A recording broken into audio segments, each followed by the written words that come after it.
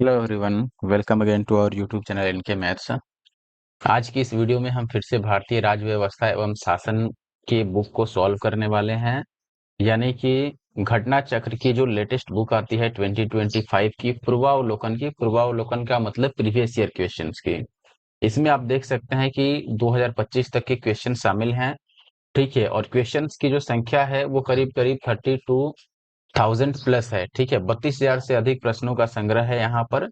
भारतीय राज्य व्यवस्था एवं शासन अर्थात भारतीय संविधान, भारतीय राज्य व्यवस्था से रिलेटेड जो भी क्वेश्चन अलग अलग एग्जाम्स में पूछे गए हैं, अलग अलग स्टेट पीसीएस में, यूपीएससी प्री में पूछे गए हैं, वो सारे क्वेश्चन आपको यहाँ पर देखने को मिलेंगे। और ये क्वेश्चंस की सीरीज में तीसरा लेक्चर है।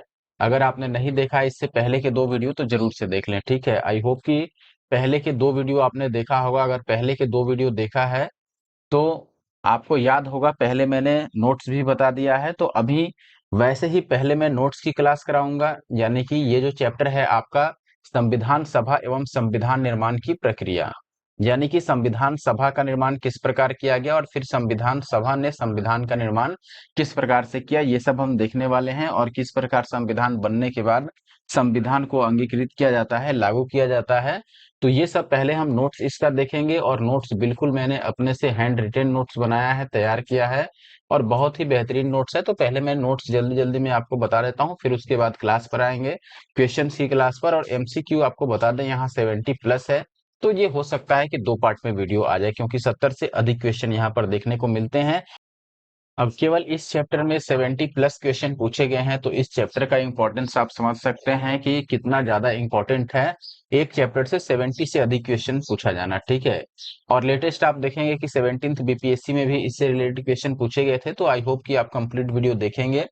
ठीक है, लेकिन उससे पहले नोट्स जरूर देख लीजिए। ठीक है, अब मैं आगे बढ़ता हूँ और नोट से स्टार्ट करता हूँ, फिर हम एमसीक्यूज पर आएंगे। जैसा कि आप देख रहे हैं, ये तीसरा चैप्टर है। आई होप कि आप कंप्लीट देखेंगे। ठीक है, सबसे पहले आज जो चैप्टर का नाम है वो है संविधान सभा एवं संविधान निर्माण की प्रक्रिया। देखिए, जब संविधान बनाने की बात आई तो संविधान बनाने के लिए एक सभा का गठन किया जाना था, जिसको संविधान सभा कहा जाता है। संविधान सभा में वही लोग शामिल थे जिनको मिलकर के संविधान का निर्माण करना था। तो अब पहले देखते हैं संविधान की मांग, यानी संविधान सभा की मांग। भारतीय संविधान के निर्माण के लिए संविधान सभा की मांग सबसे पहले किसने उठाई? देखिए, भारतीयों की ओर से संविधान सभा की मांग सर्वप्रथम मई 1934 में रांची में स्वराज पार्टी ने किया था। यानी कि स्वराज पार्टी ने सबसे पहले मई 1934 में संविधान सभा की मांग की, भारत की ओर से या फिर भारतीयों की ओर से। और ये याद जरूर रखिए, क्योंकि ये बहुत बार पूछा गया है और आगे भी पूछा जाएगा कि सबसे पहले संविधान सभा की मांग किसने की थी या फिर कब की थी। तो 1934 मई में किया गया था, स्वराज पार्टी द्वारा सबसे पहले किया गया था। अब एक और सवाल आता है कि संविधान सभा के गठन का विचार किसने प्रस्तुत किया था, किसने ये कहा था कि भारत के लिए एक संविधान सभा का गठन किया जाना चाहिए। ठीक है, तो विचार में और मांग में अंतर है। विचार रखा था आपका एम एन रॉय ने, 1934 में एम एन रॉय ने यह विचार रखा था कि भारतीय संविधान के निर्माण के लिए एक संविधान सभा का गठन होना चाहिए। ठीक है, और इसकी मांग किसने की थी? स्वराज पार्टी ने। अब उस समय कांग्रेस चूंकि काफी चर्चा में थी, तो अब सवाल आता है कि कांग्रेस ने आधिकारिक तौर पर कब मांग किया ब्रिटिश से, या फिर कब गठन की मांग की संविधान सभा के लिए। तो यहाँ पर अब देखते हैं, भारतीय राष्ट्रीय कांग्रेस द्वारा संविधान सभा की मांग पहली बार मांग कब की जाती है? इनके द्वारा भी 1934 मई में ही मांग किया जाता है। लेकिन ध्यान रखिएगा कि इनसे पहले स्वराज पार्टी ने मांग किया था। उसके बाद ये पहली बार पटना अधिवेशन में 1934 में जो हुआ था बांकीपुर में, उसमें ये संविधान सभा की मांग करते हैं और इसकी पुष्टि करते हैं 1936 के फैजपुर अधिवेशन में। ठीक है, यानी मांग यहां पर किया जाता है, लेकिन सर्वसम्मति से इसकी पुष्टि की जाती है 1936 के फैजपुर अधिवेशन में। ठीक है, अब कुछ प्रस्ताव जो ब्रिटिशों की तरफ से लाए गए थे भारतीय संविधान लागू करने के लिए या फिर भारत के लोगों के लिए। तो सबसे पहले आप देखते हैं यहाँ पर अगस्त प्रस्ताव है। अगस्त प्रस्ताव जो है वो 1940 में या फिर अगस्त 1940 में लाया गया था। और किसके द्वारा लाया गया था? उस समय के जो वायसराय थे, लॉर्ड लिनलिथगो। तो लॉर्ड लिनलिथगो द्वारा अगस्त प्रस्ताव लाया गया था अगस्त 1940 में। और इस प्रस्ताव की प्रमुख बिंदुएं क्या थी या फिर इसमें प्रमुख प्रावधान क्या किया गया था? सबसे पहला था कि प्रशासन में या फिर प्रशासनिक कार्यों में अधिक से अधिक भारतीय लोगों को शामिल किया जाए। फिर था भारतीयों के लिए संविधान निर्माण हेतु संविधान निर्मात्री संस्था का गठन किया जाए। तो संविधान निर्मात्री संस्था का जो रिलेशन है या मतलब है वो संविधान सभा से है। ठीक है, तो भारतीय संविधान के निर्माण हेतु संविधान निर्मात्री संस्था का गठन किया जाए। ये दो प्रमुख मांगे थी, और भी छोटी मोटी मांगे थी। लेकिन देखिए सबसे मुख्य चीज क्या है कि उस समय दो पार्टियां काफी चर्चे में थी भारत में, जिसमें जो हिंदू लोगों की तरफ से पार्टी थी वो थी कांग्रेस, और मुस्लिमों के सपोर्ट के लिए मुस्लिम लीग थी वहां पर। ठीक है, और जब तक ये दोनों पार्टी स्वीकार नहीं करती किसी भी ब्रिटिश सरकार के प्रस्ताव को, तब तक कोई भी प्रस्ताव या ब्रिटिश सरकार का कोई भी नियम भारत में उस समय लागू करना इतना आसान नहीं था ब्रिटिशों के लिए। ठीक है, क्योंकि 1857 की जो क्रांति हुई उसके बाद वे लोग भी चाहते थे कि भारतीयों को मिला करके ही चला जाए, या भारतीय लोगों को शासन प्रशासन में नियुक्ति किया जाए, अच्छे पदों पर उनको भी लाया जाए, ताकि आगे चल के ऐसा कोई क्रांति ना हो। और आपको याद भी होगा कि 1857 की क्रांति के बाद जो 1858 आया, उस समय जो शासन था भारत का वो कंपनी से हटा दिया गया, और कंपनी के प्रशासनिक कार्य को पूर्णतः समाप्त कर दिया गया, और व्यापारिक कार्य को पहले ही समाप्त किया जा चुका था, और प्रशासन अब ब्रिटिश ताज के अधीन चला गया था। ठीक है, तो ये भी कारण था 1857 की जो युद्ध था या फिर संग्राम था उसका परिणाम था। तो यहाँ पर इसलिए जो 1940 में अगस्त प्रस्ताव आया उसमें भी ये सारी मांगे रखी गई थी। लेकिन उस समय चूंकि कांग्रेस और मुस्लिम लीग ही मेन लीड में जो पार्टियां थी वो थी, तो इन दोनों ने इसको अस्वीकार कर दिया। अस्वीकार करने का मुख्य कारण क्या हो सकता है ये समझ लीजिए। सबसे पहले देखिए कांग्रेस का क्या मानना था उस समय। कांग्रेस चाहता था अखंड भारत, यानी कि पूरी तरीके से भारत को आजादी मिले, और संविधान सभा का गठन से लेके और निर्माण तक सब चीज भारतीयों के हाथ में हो। वहीं मुस्लिम लीग जो था, मुस्लिम लीग का अलग मांग था कि जो जैसे इनका सबसे पहले आया था सांप्रदायिक निर्वाचन को लेके कि मुस्लिम सदस्यों का निर्वाचन मुस्लिम लोग ही करें, तो वो तो मान लिया गया था। ठीक है, लेकिन अभी इनका डिमांड था मुस्लिमों के लिए अलग संविधान सभा का गठन हो। ठीक है, जैसे संविधान बने लेकिन संविधान भी अलग अलग निर्माण हो, मुस्लिमों के लिए अलग और हिंदुओं के लिए या फिर बाकी धर्म के लोगों के लिए अलग। इस कारण से अगस्त प्रस्ताव को यहाँ पर अस्वीकार कर देते हैं ये दोनों ही, क्योंकि ना तो कांग्रेस का बात यहाँ पर माना गया था, ना ही मुस्लिम लीग का। मुस्लिम लीग अलग संविधान चाहती थी, अलग संविधान सभा चाहती थी मुस्लिमों के लिए, जो इसमें था नहीं, और कांग्रेस सबको मिला करके एक साथ चाहता था। अब इसके बाद आता है क्रिप्स मिशन। ठीक है, जो इंपॉर्टेंट है वही हम यहाँ पर कवर कर रहे हैं। क्रिप्स मिशन आता है 22 मार्च 1942 को भारत में। ठीक है, भारत में आता है क्रिप्स मिशन कब? 22 मार्च 1942 को। और इसके जो नेतृत्व करता थे या प्रस्तुत करता थे वो क्रिप्स ही थे। ठीक है, अब यहाँ पर आप देखेंगे उद्देश्य क्या था इसको लाने का, कि एक ऐसे भारतीय संघ की स्थापना किया जाए जो ब्रिटिश सम्राट के अंतर्गत एक पूर्ण औपनिवेशिक स्वराज होगी, एवं इसे ब्रिटेन से संबंध विच्छेद करने की स्वतंत्रता भी होगी। यानी क्रिप्स प्रस्ताव में या फिर क्रिप्स मिशन में जो प्रमुख डिमांड किया गया, प्रमुख प्रमुख प्रावधान लाया गया, वो यही लाया गया कि देखिए भारतीय संघ की स्थापना तो की जा रही है लेकिन यह औपनिवेशिक होगी। ठीक है, और ब्रिटिश साम्राज्य सम्राट के अंतर्गत आएगी। और साथ ही साथ एक चीज इसमें दिया गया कि जब भी ये चाहे ब्रिटेन से अपना संबंध तोड़ सकती है और भारत अलग हो सकता है। ठीक है, और प्रमुख संविधान को लेकर जो प्रमुख प्रावधान किया गया कि द्वितीय विश्व युद्ध, आपको पता है कि 1939 से द्वितीय विश्व युद्ध प्रारंभ हो गया था। तो यहाँ पर यह था कि द्वितीय विश्व युद्ध की समाप्ति के बाद भारतीय संविधान निर्माण हेतु संविधान सभा की स्थापना की जाएगी। तो क्रिप्स मिशन में ये चीज तय किया गया कि देखिए जैसे ही द्वितीय विश्व युद्ध समाप्त होगा, भारतीय संविधान के निर्माण हेतु संविधान सभा की स्थापना किया जाएगा। अब आप देखेंगे तो यहाँ क्रिप्स प्रस्ताव को भी अस्वीकार किया जाता है, और अस्वीकार करने का कारण क्या है ध्यान से समझिए। देखिए क्रिप्स प्रस्ताव में अप्रत्यक्ष रूप से पाकिस्तान की मांग को स्वीकार किया गया था। ठीक है, कहीं ना कहीं ऐसा कांग्रेस को लग रहा था कि क्रिप्स मिशन जो है या क्रिप्स प्रस्ताव जो है इसमें पाकिस्तान की मांग को जायज ठहराया जा रहा है, और आगे चलकर हो सकता है कि पाकिस्तान की मांग को स्वीकार कर लिया जाए। इस कारण से कांग्रेस ने क्रिप्स प्रस्ताव को अस्वीकार कर दिया, क्योंकि कांग्रेस चाहता था कि भारत से कोई भी हिस्सा अलग ना हो और पूरा अखंड भारत का जो बागडोर है वो भारतीयों को प्राप्त हो। ठीक है। वहीं मुस्लिम लीग ने क्यों अस्वीकार कर दिया इसको? क्योंकि मुस्लिम लीग के बारे में देखिए, मुस्लिम लीग चाहता था कि पाकिस्तान के लिए अलग प्रावधान हो जाए, लेकिन यहाँ पर पाकिस्तान के निर्माण के लिए कोई स्पष्ट प्रावधान इसमें नहीं था। अप्रत्यक्ष रूप से प्रावधान किया था अंग्रेजों ने, लेकिन मुस्लिम लीग चाहती थी कि प्रत्यक्ष रूप से और स्पष्ट रूप से पाकिस्तान की मांग को स्वीकार किया जाए, लेकिन क्रिप्स प्रस्ताव में ऐसा कुछ नहीं था, इसलिए मुस्लिम लीग ने क्रिप्स प्रस्ताव को अस्वीकार कर दिया। तो यहाँ पर आप देखेंगे कि दोनों ही यहाँ पर पार्टियां इसको अस्वीकार या फिर अस्वीकृत कर देती हैं। अब आता है महात्मा गांधी द्वारा इसके बारे में, क्रिप्स प्रस्ताव के बारे में एक प्रमुख कथन बोला गया है जो आप याद रखिए। महात्मा गांधी ने इस प्रस्ताव को दिवालिया बैंक द्वारा भविष्य की तिथि में भुनाने वाला चेक कहा, यानी कि ऐसा चेक जो भविष्य की तिथि में उसको विड्रॉ करना है, और वो भी किस बैंक का है? दिवालिया बैंक का, जिसके पास कोई पैसा नहीं है। ठीक है, तो इसका रिलेशन किससे है? ये जो कथन है ये किसके लिए कहा है महात्मा गांधी जी ने? क्रिप्स मिशन को लेकर के। ठीक है, अब इसके बाद एक और योजना आता है जो आपको याद रखना है, वेवेल योजना। ठीक है, कौन सा योजना है दोस्त? वेवेल योजना। एक मिनट, यस। तो अब देखिए वेवेल योजना क्या था, इसके बारे में हम बात करेंगे अभी।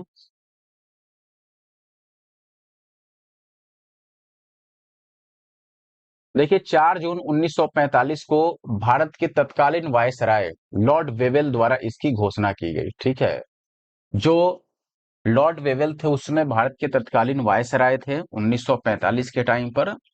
ठीक है, यानी कि द्वितीय विश्व युद्ध जब समाप्त होने का टाइम था उस वक्त। और इन्होंने जो योजना भारतीयों के लिए लाया, या भारतीय प्रशासन के लिए, या फिर भारतीय संविधान के निर्माण के लिए, या संविधान सभा के गठन के लिए जो भी इन्होंने योजना लाई उसको वेवेल योजना के नाम से जाना जाता है। जो वायसराय लेके आते थे उनके नाम पर जनरली रहता था, या फिर उसके नेतृत्व करता, जैसे आपने देखा क्रिप्स मिशन, तो क्रिप्स उसके नेतृत्व करता थे उस मिशन की, इसलिए क्रिप्स मिशन नाम हो गया। अब देखिए इसके प्रमुख उद्देश्य क्या थे या प्रमुख प्रावधान क्या थे वेवेल योजना के? सबसे पहला कि वायसराय की कार्यकारी परिषद में वायसराय की, तो क्या था कार्यकारी परिषद में? वायसराय और सेना प्रमुख को छोड़कर शेष सभी सदस्य भारतीय होंगे। देखिए जनरली कोई भी उस समय नियम अगर लागू किया जाता था वायसराय की तरफ से, तो वायसराय को कार्यकारी परिषद से सहमति लेनी पड़ती थी। ठीक है, लेकिन अभी क्या वायसराय या फिर वेवेल योजना में क्या लाया गया कि देखिए वायसराय की जो कार्यकारी परिषद है, जनरली जो नियम बनाने के लिए भारत में उत्तरदायी है, उसमें कौन कौन शामिल होंगे? पहले इसमें बहुमत किसका था? अंग्रेजों का या फिर यूरोपीय लोगों का। भारतीयों का बहुत कम था, बाद में आकर वो भी भारतीयों को शामिल करना शुरू किया गया, लेकिन उतने अधिकार भी नहीं थे जितने कि उसमें अंग्रेज सदस्य को था।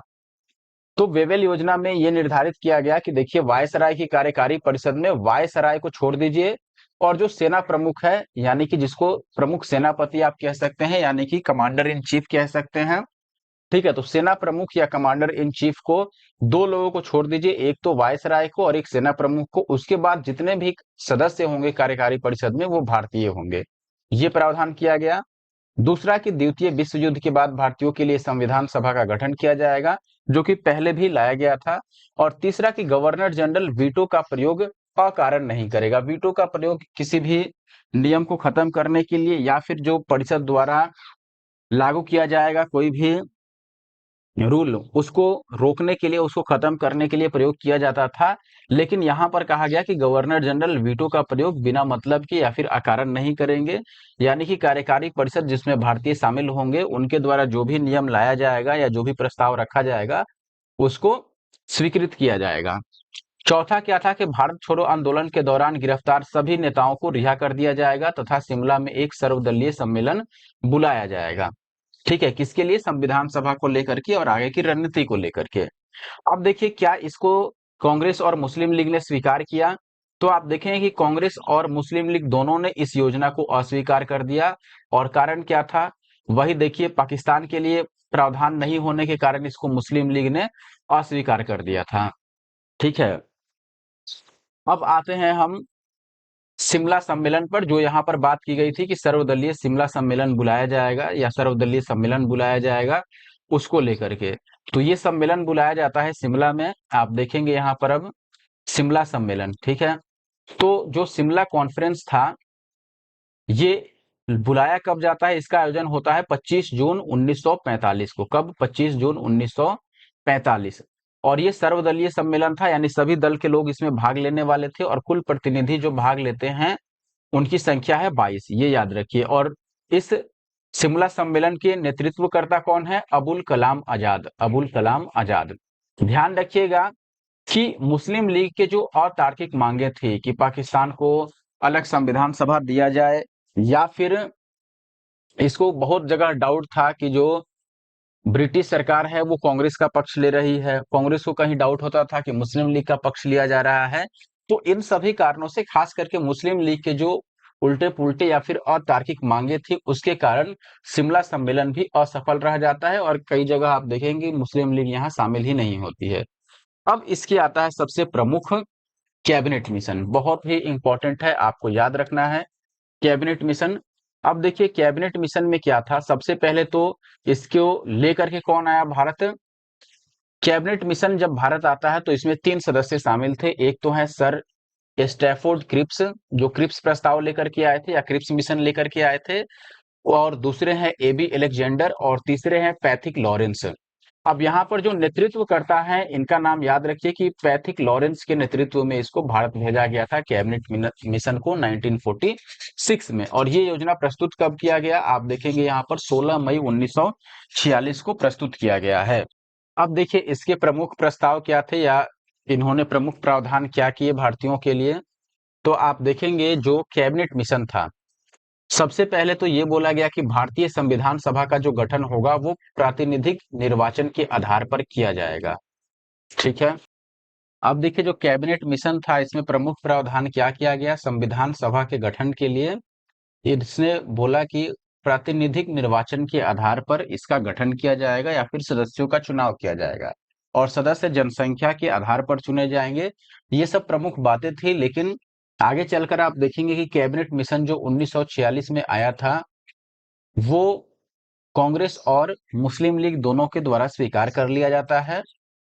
साथ ही साथ उसने ये भी नहीं कहा था कि 2 संविधान सभा का गठन होगा, यानी कि इसने ये नहीं बोला था कैबिनेट मिशन ने कि मुस्लिम लीग के लिए अलग संविधान सभा होगा और बाकी जो भारतीय संघ है उसके लिए अलग संविधान सभा होगा, ऐसा कोई व्यवस्था नहीं था। लेकिन फिर भी कैबिनेट मिशन को मान लिया गया, स्वीकार कर लिया गया कांग्रेस और मुस्लिम लीग दोनों द्वारा। तो फिर इसके आधार पर अब संविधान सभा का गठन होता है, ये ध्यान दीजिएगा। ठीक है। संविधान सभा का गठन और इसमें क्या-क्या चीजें ध्यान दी गई, एक बार मैं क्विक बता देता हूं आपको। सबसे पहले हम बात करते हैं कि संविधान सभा में जो सदस्यों की नियुक्ति हुई थी, वो किस प्रकार हुई थी। संविधान सभा में देखिए कुल 389 सीटें थी उस समय जब भारत पाकिस्तान एक में थे, यानी कि विभाजन नहीं हुआ था। 389 सीट्स थी, यानी कि 389 सदस्यों को चुन करके संविधान सभा के निर्माण के लिए भेजा जाना था। ठीक है। और ये सारे सदस्य कहाँ के थे? कुछ ब्रिटिश भारत के थे और बाकी देशी रियासतों के सदस्य थे। ठीक है। अब देखेंगे कि नियुक्ति किसके द्वारा किया जाता है, तो इनका नियुक्ति अप्रत्यक्ष चुनाव द्वारा किया गया। अप्रत्यक्ष चुनाव का मतलब हो गया कि डायरेक्ट जनता ने चुनाव नहीं किया था, उसको चुनाव करने के लिए जो देशी रियासतें थी उसके प्रमुख जो थे कमिश्नर थे, या फिर जो आपका विधानसभा था, ठीक है, प्रांतीय विधायिका थी, उनके द्वारा चयन किया गया था।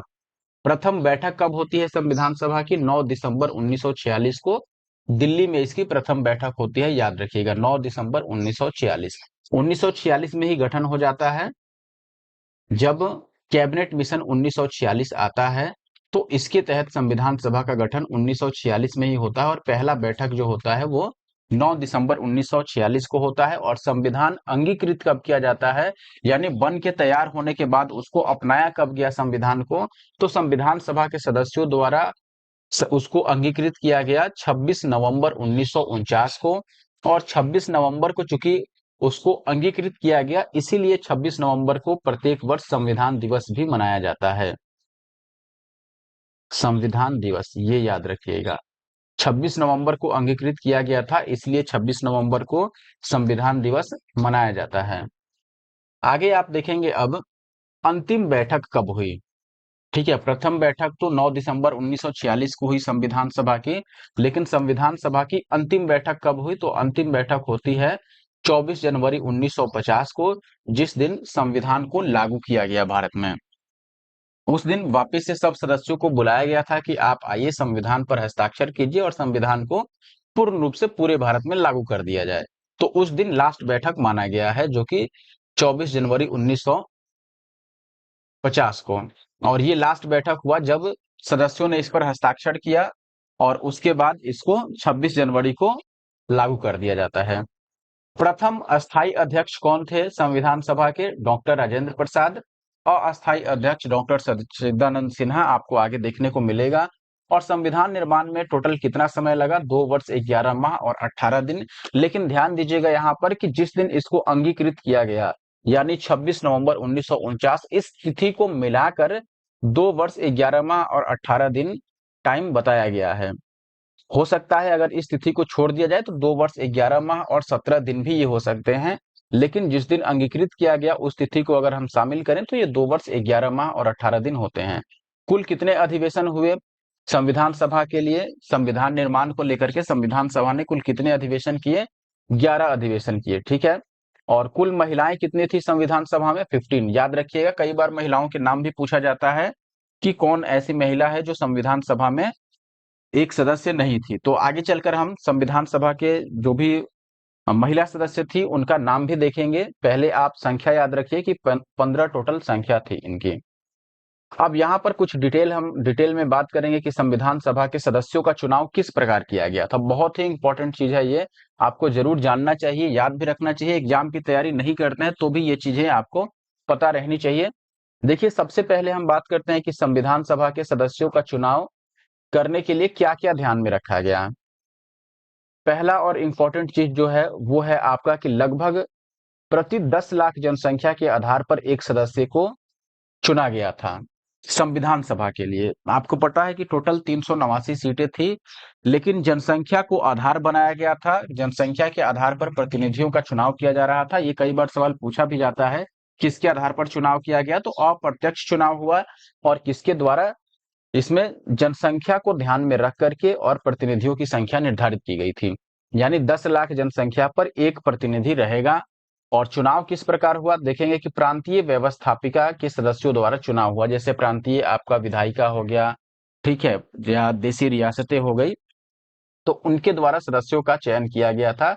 देखो, सदस्यों की संख्या निर्भर थी जनसंख्या पर, पूरे लोग की जनसंख्या पर।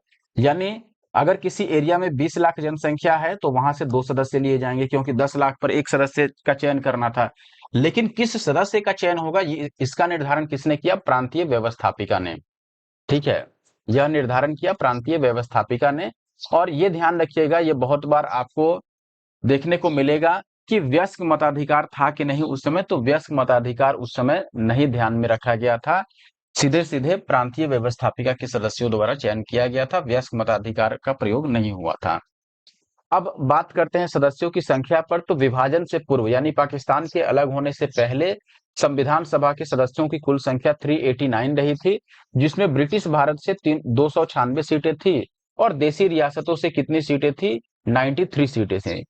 अब देखिए, जो 296 सीटें थी ब्रिटिश भारत से, उसमें से 292 सीटें जो 11 गवर्नरों के ब्रिटिश प्रांत थे वहां से लिए जाने थे। आप ध्यान रखिए कि उस समय भारत में कुल 11 प्रांत थे, ठीक है। कितने प्रांत थे? कुल 11 प्रांत थे। तो 11 प्रांतों के लिए अलग अलग गवर्नर भी थे। तो 11 जो ब्रिटिश प्रांत थे, या ब्रिटिश भारत का जो एरिया था, जो क्षेत्रफल था, उसको 11 प्रांतों में डिवाइड किया गया था। तो उन सभी 11 प्रांतों से 292 सदस्य थे 296 में से। और जो 4 सीटें बचती हैं ये मुख्य आयुक्तों या फिर चीफ कमिश्नर के प्रांत से थी, ठीक है। तो टोटल 296 सीटें हो जाती हैं ब्रिटिश भारत की और देशी रियासतों की 93 सीटें। अब विभाजन के बाद देखेंगे कि जब पाकिस्तान का विभाजन हो गया उसके बाद सीटों की संख्या कितनी रह गई? तो 299 सीट रह गए उसके बाद, विभाजन के बाद। और 299 में से 229 हो गए आपके ब्रिटिश भारत से। 229 कहां से हो गए? तो आप देखेंगे कि 229 ब्रिटिश भारत से हैं, 1 मिनट। और 70 जो है वो देशी रियासतों से। 229 ब्रिटिश भारत से और 70 देशी रियासतों से, टोटल 299। ये कब का स्थिति है? ये है आपका पाकिस्तान के अलग होने के बाद। अब निर्वाचन विधि की हम बात करते हैं कि निर्वाचन किस प्रकार कराया गया। तो निर्वाचन विधि बहुत इंपॉर्टेंट है, आप याद रखिए कि निर्वाचन हुआ किस प्रकार। आप देखेंगे कि संविधान सभा के सदस्यों का जो निर्वाचन होता है वो प्रत्यक्ष रूप से भारत के लोगों द्वारा नहीं किया जाता है, यानी कि अप्रत्यक्ष निर्वाचन होता है। अप्रत्यक्ष निर्वाचन में भी जो याद रखने योग्य चीजें हैं, जैसे आप देखेंगे यहाँ पर कि कुछ सदस्यों को अप्रत्यक्ष निर्वाचन किया गया और कुछ सदस्यों को मनोनीत कर दिया गया। ठीक है, तो यहाँ पर ध्यान देने और याद रखने वाली बात है, एक तो अप्रत्यक्ष निर्वाचन और दूसरा वयस्क मताधिकार का प्रयोग नहीं किया गया। यह जो निर्वाचन था वो वयस्क मताधिकार पर आधारित नहीं था। देशी रियासतों के जनप्रतिनिधियों का चयन रियासतों के प्रमुखों यानी कि विधानसभा के सदस्यों द्वारा किया गया, जो प्रांतीय विधायिका के सदस्य थे उसके। ठीक है, तो देशी रियासतों के प्रतिनिधियों का चयन किसके द्वारा किया गया था? विधानसभा के सदस्यों द्वारा। ठीक है, या फिर प्रांतीय विधायिका आप इसको कह सकते हैं। अब आगे बढ़ते हैं, आगे देखिएगा यहाँ पर नोट में एक चीज लिखा गया है जो काफी इंपॉर्टेंट है आपके लिए। क्या है? देखिए, देशी प्रारंभ में देशी रियासतों में संविधान सभा में, ये ने है, ठीक है। प्रारंभ में देशी रियासतों ने संविधान सभा में भाग नहीं लिया क्योंकि वे ब्रिटिश प्रशासन से अलग अपना स्वतंत्र राज्य रखना चाहते थे। यानी देशी रियासतों का मानना था कि देखिए हम ब्रिटिशों का कोई बात नहीं मानेंगे, अब हम अपना स्वतंत्र राज्य रखेंगे, यानी कि अलग राज्य रखेंगे। ना हमें पाकिस्तान में रहना है ना भारत में रहना है, हम अलग ही अपना एक राज्य रखेंगे और अलग से हम उस पर शासन करेंगे, हमारा नियम वहां पर लागू किया जाएगा। ठीक है, ये सोचकर कई देशी रियासतों ने स्टार्टिंग में संविधान सभा में भाग नहीं लिया था। अब देखिए जो चुनाव कराया गया उसका परिणाम क्या हुआ। सबसे पहले तो संविधान सभा के लिए जो चुनाव हुआ था वो जुलाई और अगस्त 1946 में हुआ था। और इसमें कुल कितनी सीटें थी वो तो आपको पता है कि विभाजन के बाद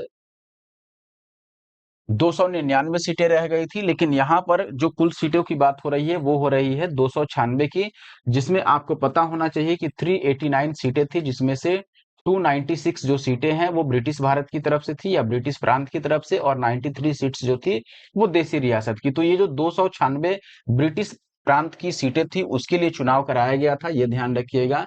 अब 296 सीटों में से किसको कितना वोट मिला ये ध्यान रखिए। तो कांग्रेस को उस समय 208 वोट मिला, मुस्लिम लीग को 73, और बाकी जो छोटे समूह और स्वतंत्र सदस्य या निर्दलीय लोग जो खड़ा हुए थे उनको 15 यानी कि 15। तो इस तरह से कुल मिलाकर 296 सीटों के लिए जो चुनाव था वो संपन्न हुआ, जिसमें कांग्रेस को बहुमत मिला 208 सीट, मुस्लिम लीग को 73 और 15 जो है वो बाकी लोगों को जो छोटे समूह के या फिर स्वतंत्र सदस्य अपने खड़ा हुए थे या फिर उसमें शामिल हुए थे। अब देखिए कई चीजें आपको याद रखनी पड़ेंगी, जैसे कि ये कई बार हमने बता दिया कि संविधान सभा का जो चुनाव था वो अप्रत्यक्ष चुनाव था या फिर अप्रत्यक्ष निर्वाचन था। और निर्वाचक मंडल के रूप में उस समय काम कौन किया था, यानी कि जो देशी रियासतों से लोग शामिल हुए थे उनका चयन किसने किया था, निर्वाचन किसने किया था? प्रांतीय विधानसभाओं के प्रमुखों ने या फिर प्रांतीय विधानसभा द्वारा उनका चयन किया गया था। अब देखिए 1935 के अधिनियम को यहाँ पर ध्यान में रखा गया था। मताधिकार यानी वोटिंग का जो अधिकार था वो उसी को था जो कुछ निश्चित टैक्स देता हो, जिसके पास शिक्षा हो यानी जो शिक्षित हो, और कुछ निश्चित मात्रा में संपत्ति हो। जैसे कि 1935 के अधिनियम में यह लाया गया था कि मताधिकार उसी को प्राप्त होगा जो जिसके पास जो कर देता हो, शिक्षा हो जिसके पास, और संपत्ति हो। ठीक है, तो यहाँ पर भी वही बात था, यहाँ पर भी मत का अधिकार उन्हीं को प्राप्त था।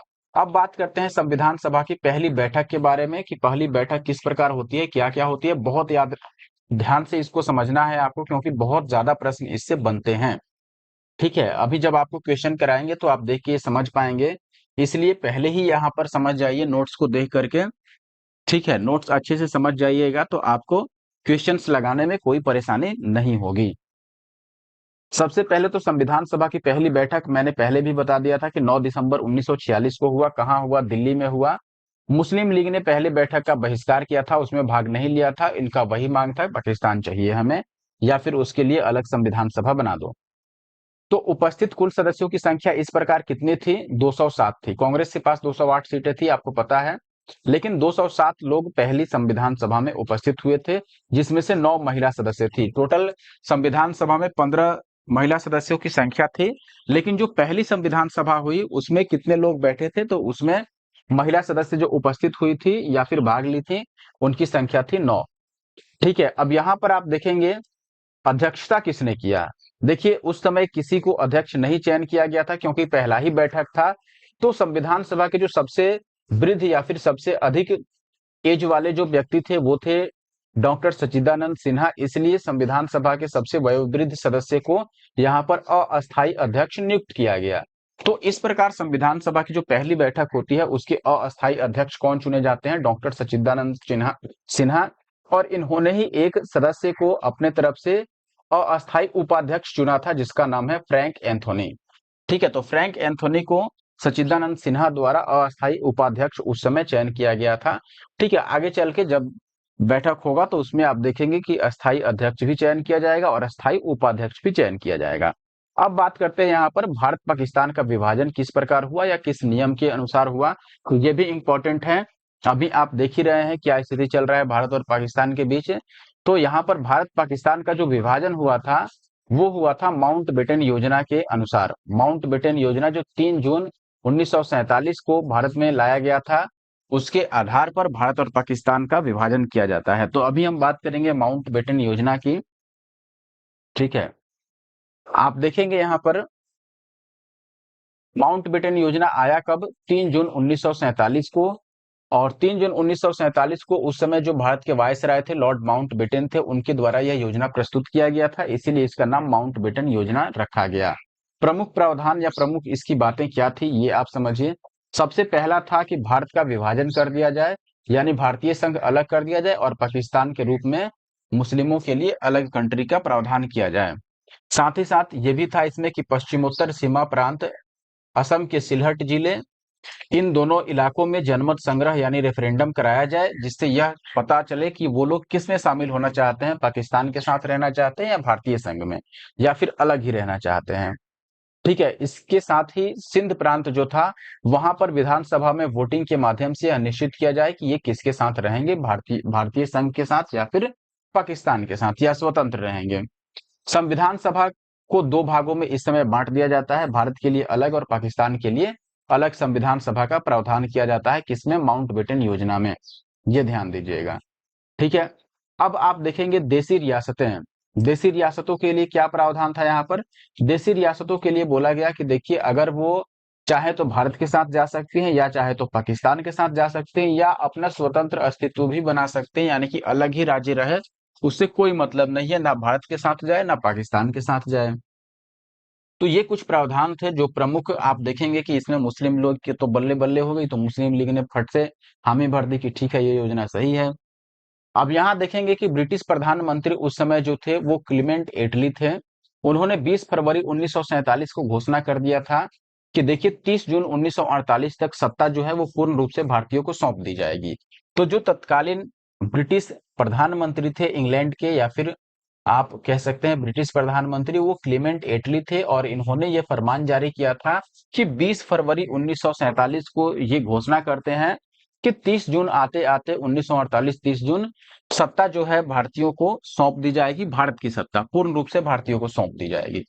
कांग्रेस एवं मुस्लिम लीग दोनों ने ही इस योजना को स्वीकृत किया था, यह ध्यान रखिएगा, कांग्रेस और मुस्लिम लीग दोनों ने ही इस योजना को स्वीकृत कर लिया था। ठीक है, अब बात करेंगे यहाँ पर कि जब तक संविधान सभा संविधान का निर्माण नहीं कर लेती तब तक संविधान सभा ही विधान मंडल या फिर मंत्रिमंडल के रूप में कार्य करेगी, ये उस समय निर्धारित किया गया था कि देखिए संविधान सभा जो है जब तक भारत के लिए अलग संविधान और पाकिस्तान के लिए अलग संविधान अपना नहीं बना लेती है, तब तक जो प्रशासन रहेगा, शासन रहेगा, या फिर जो विधानमंडल रहेगा या मंत्रिमंडल, उस पर जब तक चुनाव नहीं होता है, किसी का चयन नहीं किया जाता है संविधान के अनुसार, तब तक संविधान सभा ही उस रूप में कार्य करेगी, विधानमंडल या फिर मंत्रिमंडल के रूप में। ठीक है, और विभाजन के बाद आप देखेंगे सदस्यों की संख्या कितनी थी, 299, जबकि पहले ये 389 थे। अगला है देखिए अब 11 दिसंबर को जो बैठक होती है जिसमें डॉक्टर राजेंद्र प्रसाद को अस्थायी अध्यक्ष चयन किया जाता है, तो यहाँ पर अब हम बात करेंगे यही चीज। 11 दिसंबर 1946 को चुना गया, संविधान सभा का अध्यक्ष कौन था, उपाध्यक्ष कौन था, ये सब चीजें। ठीक है, तो देखेंगे कि जो 11 दिसंबर 1946 को जो बैठक होती है उसमें अस्थाई अध्यक्ष किसको चयन किया गया था, डॉक्टर राजेंद्र प्रसाद को। ठीक है, और अस्थाई उपाध्यक्ष किसको चयन किया गया था, एच.सी. बनर्जी और वी.टी. कृष्णमाचारी। वीटी, ध्यान रखिएगा, वीटी है, वी.टी. कृष्णमाचारी। और संवैधानिक सलाहकार, बहुत बार ये सवाल आया है, संवैधानिक सलाहकार किसको रखा गया था, सर बी.एन. राव, बेनेगल नरसिंह राव। ठीक है, तो सर बी.एन. राव जो थे उनको संवैधानिक सलाहकार नियुक्त किया गया था। तीन चीजें जो याद रखनी है, अस्थाई अध्यक्ष डॉक्टर राजेंद्र प्रसाद, उपाध्यक्ष जो थे वो एच.सी. बनर्जी और वी.टी. कृष्ण मचारी, और साथ ही साथ जो संवैधानिक सलाहकार थे वो थे सर बी.एन. राव। अब देखेंगे संविधान निर्माण में लगने वाला समय, कितना टाइम लगा था, ये हमने पहले भी आपको बता दिया है कि टाइम जो लगा था दोस्तों संविधान निर्माण में वो 2 वर्ष 11 माह 18 दिन, जिसमें अंगीकृत दिवस जो है 26 नवंबर 1949, इसको मिला करके कुल अधिवेशन 11 अधिवेशन हुए थे संविधान निर्माण में, जिसमें से जो समय लगा था 11 अधिवेशन में वो 165 दिन का समय लगा था। और इस 165 दिन केवल प्रारूप पर विचार करने के लिए 114 दिन बहस चला। ठीक है, यानी कि 165 दिन का अवधि तो लगा 11 अधिवेशनों में, लेकिन उसमें से 114 दिन जो चर्चा चला वो केवल प्रारूप के विचार पर, यानी कि प्रारूप पर चर्चा चला कि संविधान का प्रारूप क्या रहेगा। अब देखिएगा कि 11वें अधिवेशन के अंतिम दिन यानी 26 नवंबर 1949 को भारत के लोगों द्वारा संविधान को अंगीकृत, अधिनियमित एवं आत्मार्पित किया गया। तो जो भारतीय लोग हैं या फिर भारतीय नेता थे उस समय, या भी जो भी संविधान सभा के सदस्य थे, उन्होंने 11वां अधिवेशन या फिर अंतिम अधिवेशन आप कह सकते हैं, जो कि 26 नवंबर 1949 को हुआ। इस दिन सभी लोगों ने संविधान को अंगीकृत कर लिया, अधिनियमित कर लिया एवं आत्मार्पित कर लिया। लेकिन पूर्णतः इस दिन लागू नहीं किया गया। संविधान के कुछ जो अधिनियम थे, कुछ प्रावधान वो इसी दिन लागू कर दिए गए थे, और शेष जो प्रावधान थे या पूर्ण रूप से संविधान को लागू लागू किया जाता है 26 जनवरी 1950 को। ठीक है, अब देखेंगे 11 अधिवेशनों के अतिरिक्त 24 जनवरी 1950 को संविधान सभा पुनः समवेत हुई, यानी फिर से संविधान सभा के सदस्यों को बुलाया गया और उस टाइम संविधान पर हस्ताक्षर करके संविधान को लागू करने की बात की गई। तो ऐसे में 284 जो सदस्य थे उन्होंने भारतीय संविधान पर हस्ताक्षर किया। आपको पता है कि इस समय 1947 में विभाजन हो गया पाकिस्तान को, तो भारत में केवल 299 सीटें रह गई थी संविधान सभा की, और 299 सीटों में से आप देख रहे हैं यहाँ पर कि 284 सदस्य जो हैं वो इस पर हस्ताक्षर करते हैं। ठीक है, और फाइनली फिर संविधान को पूर्ण रूप से 26 जनवरी 1950 को क्या किया जाता है, भारत में लागू कर दिया जाता है। अब ध्यान रखिएगा, कई बार सवाल ये आता है या फिर आपके मन में भी सवाल उठ सकता है कि आखिर 26 जनवरी 1950 को ही संविधान क्यों लागू किया गया। तो देखिएगा कि 26 जनवरी 1950 को लागू करने का कारण क्या है कि 26 जनवरी 1930 और उसके बाद जो कांग्रेस थी वो 26 जनवरी 1930 को स्वतंत्रता दिवस के रूप में घोषित की थी, और उस दिन स्वतंत्रता दिवस मनाई भी थी। और इसके बाद प्रत्येक साल यानी 1931, 32, 33 हर एक साल में जो कांग्रेस थी वो 26 जनवरी को स्वतंत्रता दिवस के रूप में मनाती रही। और यही कारण था कि ये आप देखेंगे कि 24 जनवरी को पूर्णतः सबका हस्ताक्षर हो गया था, फिर भी 24 जनवरी को न लागू करके इसको 26 जनवरी 1950 को लागू किया गया।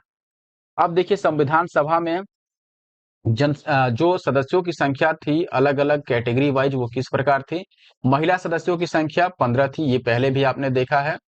ठीक है, और 26 थी अनुसूचित जाति सदस्यों की संख्या, और अनुसूचित जनजाति सदस्यों की संख्या कितनी थी, 33। ठीक है, अब महिला सदस्यों की संख्या या ये सारी संख्या भी बाद में घटता है, जैसे महिला सदस्यों की संख्या बाद में 12 रह गई जब पाकिस्तान का विभाजन हो गया, यानी कि भारत से पाकिस्तान को अलग कर दिया गया। अब देखिए मैंने बोला था कि कई बार महिला सदस्यों के नाम भी पूछ लिए जाते हैं, तो आप जरूर याद रखिए कि जो संविधान सभा में 15 महिला सदस्य थी वो कौन कौन थी। तो सबसे पहला नाम आता है विजय लक्ष्मी पंडित का, फिर राजकुमारी अमृत कौर है, फिर सरोजनी नायडू।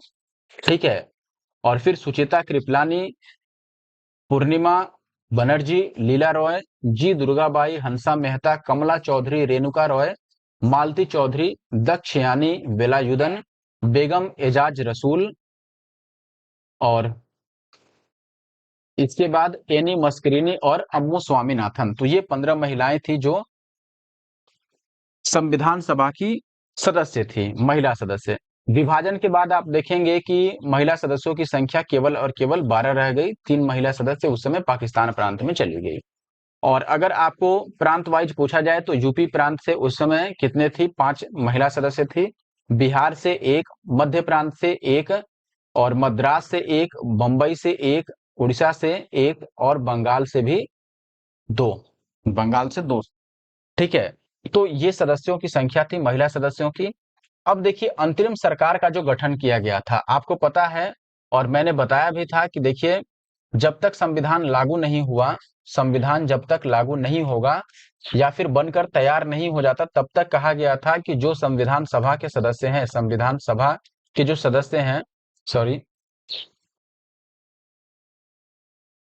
वही विधानमंडल के रूप में कार्य करेंगे। ठीक है। तो संविधान सभा के सदस्यों को ही मिलाकर उस समय अंतरिम सरकार का गठन किया गया था।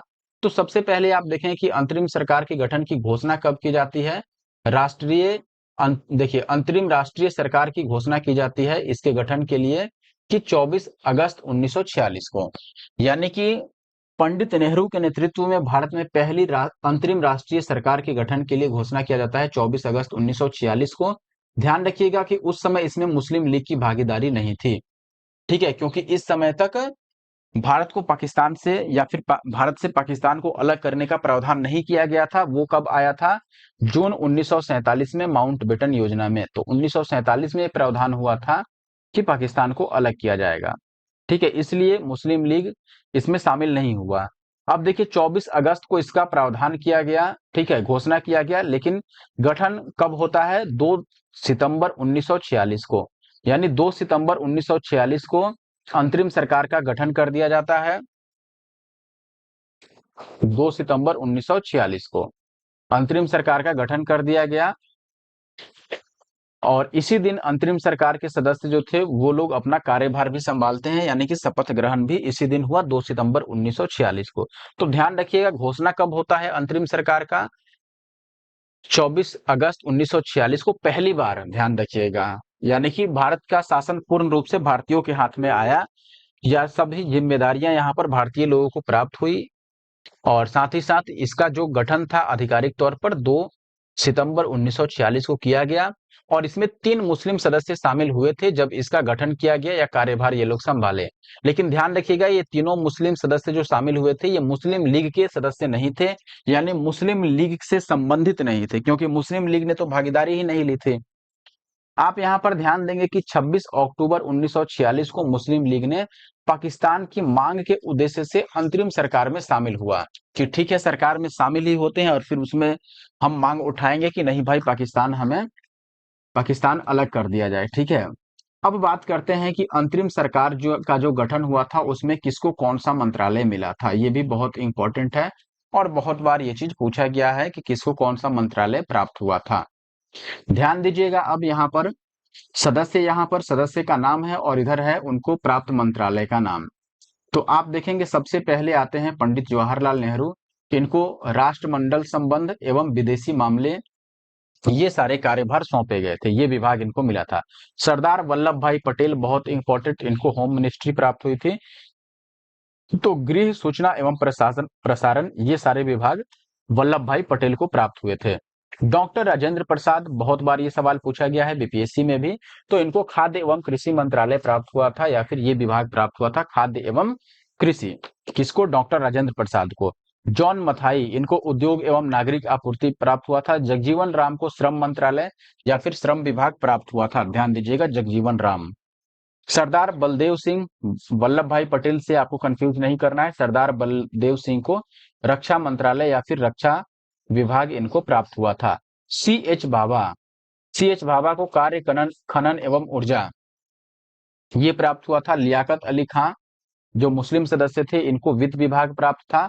अब्दुल रब नस्तार इनको प्राप्त था डाक, वायु, रेलवे और संचार। डाक, वायु, रेलवे और संचार किसको? अब्दुल रब नस्तार को। सी राजगोपालाचारी बहुत इंपॉर्टेंट, इनको शिक्षा एवं कला दोनों ही विभाग प्राप्त था, शिक्षा एवं कला। आगे देखते हैं, देखिए अब अगले व्यक्ति हैं यहाँ पर आई चुरिंदर। कौन है? आई चुंद्रीगर। ठीक है, इनको कौन सा विभाग प्राप्त हुआ? वाणिज्य। अगले हैं गजनफर अली खान, इनको स्वास्थ्य विभाग मिला। और लास्ट है योगेंद्र मंडल, बहुत ही इंपॉर्टेंट, इनको विधि मंत्रालय मिला। और इनकी अनुशंसा भी किया था किसने? मुस्लिम लीग के सदस्यों ने। मुस्लिम लीग के सदस्यों ने कहा कि नहीं, अगर विधि यानी कि न्याय से संबंधित विभाग किसी को देना है तो योगेंद्र मंडल को दीजिए। अब देखिए, अंतरिम सरकार का जो गठन हुआ था उसके सभी सदस्य वायसराय की कार्यकारिणी परिषद के भी सदस्य थे। यानी उस समय तक वायसराय तो थे ही, तो वायसराय की कार्यकारिणी के सदस्य रहने के बाद ही तो ये लोग नियम लागू कर पाएंगे ना। इसीलिए कार्यकारिणी परिषद जो थी वायसराय के, उसके भी सदस्य रखा गया था, जितने भी अंतरिम सरकार के सदस्य थे। ठीक है, अब देखेंगे कि जो कार्यकारिणी परिषद था उस समय, उसके चूंकि ये चीज लाया गया था कि कार्यकारिणी परिषद में वायसराय और साथ ही साथ जो चीफ कमांडर होंगे या फिर सेना प्रमुख होंगे, उनको छोड़कर बाकी सदस्य भारतीय रखे जा सकते हैं। तो आप देखेंगे कि जब अंतरिम सरकार बनी थी उस समय सभी सदस्य वायसराय की कार्यकारिणी परिषद के सदस्य तो थे ही। तो कार्यकारिणी परिषद के अध्यक्ष कौन बने उस समय? हमेशा से अध्यक्ष वायसराय ही रहते थे, तो वायसराय लॉर्ड माउंटबेटन अध्यक्ष थे। और जो उपाध्यक्ष रहे थे वो थे डॉक्टर बोल रहे हैं, पंडित जवाहरलाल नेहरू, ये ध्यान रखिएगा। अब आता है आखिरी चीज, उद्देश्य प्रस्ताव। ठीक है, उद्देश्य प्रस्ताव संविधान सभा में पेश किया गया था। कब? आप देखेंगे कि उद्देश्य प्रस्ताव जो है वो 13 दिसंबर, कब? 13 दिसंबर 1946 को प्रस्तुत किया गया, भारत की संविधान सभा के प्रथम अधिवेशन के 5वें बैठक में। ठीक है, तो कई बार बैठक का नाम भी पूछ लेता है कि किस बैठक में संविधान सभा के किस बैठक में या फिर किस अधिवेशन में उद्देश्य प्रस्ताव को प्रस्तुत किया गया था। तो सबसे पहले उद्देश्य प्रस्ताव को प्रस्तुत करने की तिथि है 13 दिसंबर 1946। संविधान सभा का प्रथम अधिवेशन था और 5वां बैठक था। और पेश किसके द्वारा किया गया, प्रस्तुत किसके द्वारा किया गया? पंडित जवाहरलाल नेहरू द्वारा। अब इनके द्वारा जो उद्देश्य प्रस्ताव प्रस्तुत किया गया, इसमें कुल कितनी अनुसूचियां थी? 8 अनुसूचियां थी उस समय। उद्देश्य प्रस्ताव का मतलब उसमें कुछ 8 अनुसूचियां थी और कुछ नियम कानून थे, किस प्रकार संविधान का निर्माण किया जाना है। और चूंकि इन्हीं लोगों को अब शासन भी चलाना था, तो किस प्रकार से शासन चलाना है, ये सारी चीजें उसमें थी। अब 22 जनवरी 1947 को सर्वसम्मति से उद्देश्य प्रस्ताव को स्वीकार कर लिया जाता है। तो ये दोनों ही डेट आपको याद रखना है, दोनों ही तिथि आपसे पूछा जाता है और एग्जाम में पूछा भी गया है। ठीक है, ऐसा नहीं है कि फालतू में मैं बता रहा हूं। आप देखेंगे कि 13 दिसंबर को इसको प्रस्तुत किया गया। ठीक है, प्रस्तुत कब किया गया? 13 दिसंबर को। लेकिन इसको स्वीकृत कब किया गया, पारित कब किया गया संविधान सभा द्वारा? तो सर्वसम्मति से इसको पारित किया गया 22 जनवरी 1947 को, जबकि 13 दिसंबर 1946 को इसको प्रस्तुत किया गया था। आप देखेंगे उद्देश्य प्रस्ताव ने काफी हद तक संविधान के स्वरूप को प्रभावित किया और उद्देश्य प्रस्ताव को ही संशोधित करके इसमें कुछ फेरबदल करके आगे चल के संविधान की प्रस्तावना बनाई गई। तो संविधान की जो प्रस्तावना है, प्रियम्बल जो है, वो उद्देश्य प्रस्ताव का ही एक संशोधित रूप है, ये आप समझ सकते हैं। और ये उद्देश्य प्रस्ताव किसने लाया था? ये लाया था पंडित जवाहरलाल नेहरू ने। तो यहाँ पर ये चैप्टर समाप्त हो जाता है। अब इसके जो एमसीक्यूज हैं वो हम देखेंगे। ठीक है, आप बने रहिए हमारे यूट्यूब चैनल एनके मैथ पे। ऐसे और वीडियो देखने के लिए और इतने इंपॉर्टेंट नोट्स के लिए आप हमारे यूट्यूब चैनल एनके मैथ जरूर सब्सक्राइब करके रखें, ताकि आपको ये सारी चीजें प्राप्त हो सके और आप ये सारी चीजें समझ पाएं। अब जब आप क्वेश्चन करेंगे ना, तो आपको कई सारे 90% चीजें आराम से आ जाएंगे, अगर आपने ध्यान से ये नोट्स वाली क्लास देखी है तो। ठीक है।